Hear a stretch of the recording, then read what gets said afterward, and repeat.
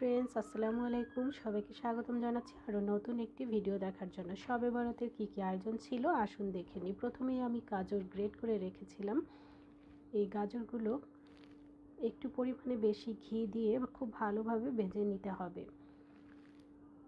এই পর্যায়ে চুলার আঁচটা কম করে দিয়ে আস্তে আস্তে ভেজে নিতে হবে। ভেজে নেওয়া হয়ে গেলে এবার আমি দিয়ে দিব লিকুইড দুধ, জাল করে রাখা ঘন দুধ।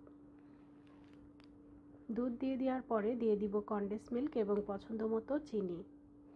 চিনিটা অবশ্যই কনডেন্স মিল্কের ব্যালেন্সটা দেখে কম করে দিতে হবে, কারণ কনডেন্স মিল্কে যথেষ্ট পরিমাণ চিনি থাকে।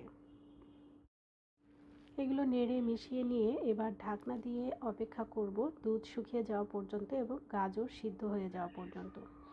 দুধ যখন টেনে শুকিয়ে যাবে ঠিক এই পর্যায়ে দিয়ে দিব দুধের স্বর।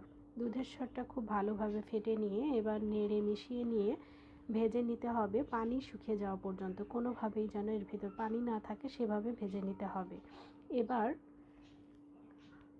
এভাবে গোল করে নিলেই তৈরি হয়ে যাবে। সঙ্গে করেছি চাউলের রুটি এবং গরুর মাংস, চুই ঝাল দিয়ে গরুর মাংস। আলহামদুলিল্লাহ খুবই ভালো লেগেছে, সবটা সম্পূর্ণ করতে পেরেছি। এরপরেই নামাজের পালা। নামাজটা আসলে দেখানোর কিছু নেই, নামাজ তো পড়তেই হবে, ইবাদত করতেই হবে। আশা করছি আপনাদের সকলের ভালো লেগেছে। ভালো লাগলে আমার ফেসবুকে যারা আছেন তারা ফলো বাটনে ক্লিক করবেন, আর ইউটিউবে যারা আছেন সাবস্ক্রাইব করবেন। আজকে এখানে শেষ করছি। আল্লাহ হাফেজ।